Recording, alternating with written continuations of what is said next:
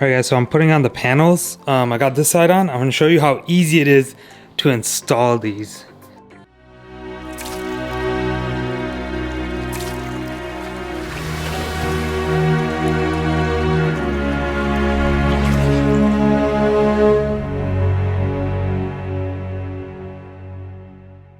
There's 3 screws, so there's 3 of these that go on the door, and that just goes right into these little socket screws, whatever. So there's 3, and then just literally, bam, slides in, and then you just take these nuts and secure them from the inside. All right, I'm gonna finish with the doors, and then if I come across any problems, I'll let you guys know. But it all comes with these protective films. So once you're done, instructions say, do not wipe for 72 hours. Doesn't say why, it just says don't wipe it. So don't wipe it.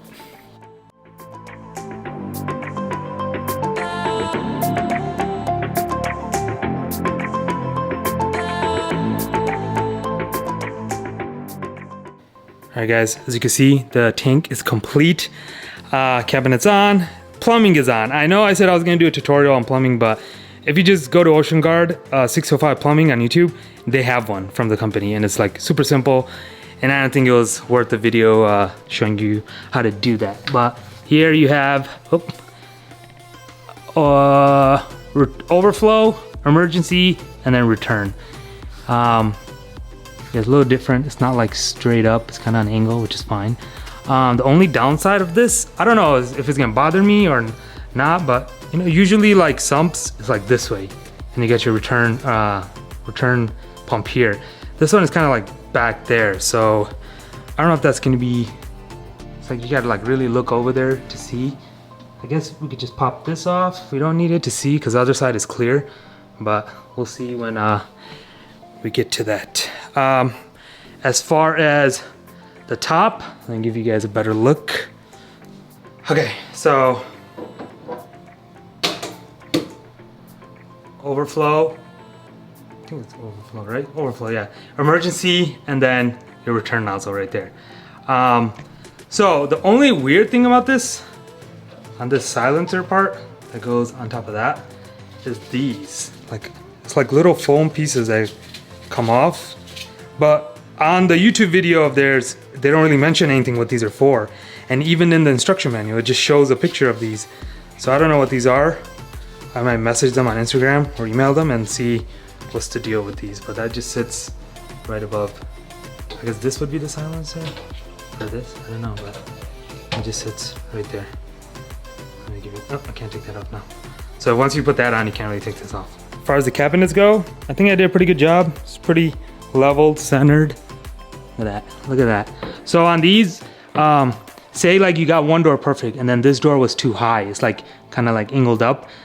You would adjust the bottom one. So you would take it inwards, adjust the little screw right there, and then it'll pull it, you could pull it out and it'll bring it, if you tighten it, I believe you tighten it, it'll push this part in, which will raise the top. But just like any other cabinets, it just takes a second.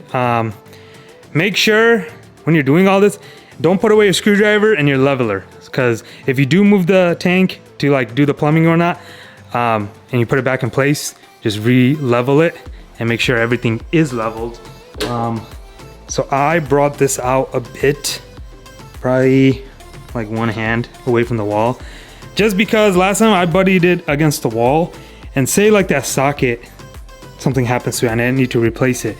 Like if it's all the way to the wall, you're gonna have to drain the tank, move it. It's gonna be a pain. So it's not that bad. This way you have like to see nothing's leaking in the future and whatnot. So always, I would recommend just keeping it away from the wall a bit. All right, might as well do an update on the Cube 20. That's it for the Oceangaurd. Yeah, for now. Okay, so Cube 20 update. Let's see what has changed. The green slimer is dying. I have no idea what happened to that. Like the one that I'm not sure the name is, like that one's thriving. Polyps are out. The planing montoporas, they're doing good, actually growing a bit. Everything else, new heads, new polyps, whatever you want to call it. GSPs growing, attaching to the back well. Back glass is super clean now thanks to those Mexican turbo snails. I did do a little fragging, so I didn't want to make a video on it until I was like sure that I was successful. So first one was the easy one, which is pulsing Xania. Like one, actually I didn't even frag it. It like came off and I just glued it. It was only one head, and look at that, in 1 week there's a bunch of them. All right, so yesterday I had to trim this down. I only took 2 off because I wasn't sure if I was doing it right. So it was covering those. It was like kind of taking over. There's another one here. It's pretty much a goner.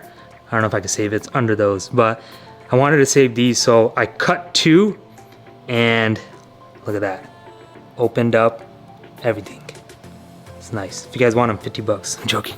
But I think I'm gonna start doing that. Start fragging some of the bigger colonies here and then like storing them on the sand bed, or maybe even get a frag rack and let them grow out for the bigger tank. So yeah, I'm gonna start growing coral here and start putting them in the other tanks. I'm not gonna buy nothing for a while.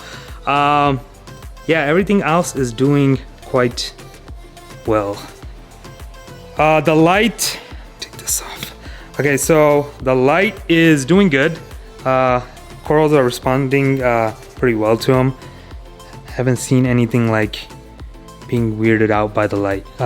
Growth, I don't know yet. It's been only a couple weeks, but everything like polyp extensions are really good on everything. This guy right here has been closed up for a couple days. I don't know if every time I look at it, snails are walking over him. Maybe, hopefully when I frag that, I hope it didn't like send out some toxins or anything, but definitely wear gloves. I'll make a video on that when you're doing zoas, like safety. Let's see. Oh yeah, the light. So light's doing good. I don't know if I showed you guys the bracket it came on, so it's not sitting on the glass. Yeah, a little more money. You gotta buy a bracket, but it feels safer than just putting it right on the glass. The fan, I just rigged it up for now because it really doesn't fit here because of the screen. And then on the back, there's really no room. So there's like a little sticky thing right there. It's kind of holding it up. But yeah, skimmer's doing good. Everything is pretty solid, knock on wood. Yeah, just water change. And then I've been feeding that elixir stuff. Honestly, I don't know if it's doing anything. Coloration looks good, but I don't know if it's from the light. Because it's just like really blue and purple, so everything's gonna pop throughout the day. As far as like what I think about just having the grow without the glow, I think it grew on me because like at first I was like, man, it's a lot of blue, but a few days later it just seemed like seemed good. Like this is how it looks all day long, which is fine with me. Feels good. Everything's like popping throughout the day. I was a big fan of whites, but now it's like this works. Last thing, I said I was gonna do like Aquaforest dominant in the Oceangaurd, but honestly, like if I want to keep it simple reefing for like how this one is, like this one I enjoy this a lot. Like I do not mess with this tank. Weekly water changes, as I've been saying, like it's been doing good to this tank. So I think I'm gonna just carry that on to the Oceangaurd because it's a bigger tank and I really don't want to like stress myself out with the bigger. It's already overwhelming because I'm looking at the small one, now it's the big one. So I think I'm gonna keep it mostly LPS softies and then maybe try some acros, and I'll spend a bunch of money on acros. Cause look, one died. It's not because it died, it's just because like, I don't know, like everything else is doing good. Like these, it kind of sucks when something dies. So I think I'm gonna keep like maybe easy acros, SPS, and I mean, just like throw it in there. If it works, it works. If not, then I'm not gonna like change my whole tank sliding schedule intensities just for acros. I'm just gonna keep like, cause I know these zoas. I know zoas are easy. Pretty much everything in here is like pretty easy growing. Like anyone can grow these. As long as you got your water parameters good, your salinity, your temperature, doing water changes, like you can do this. So yeah. All right, guys, that is it for the video. I will catch you guys on the next round.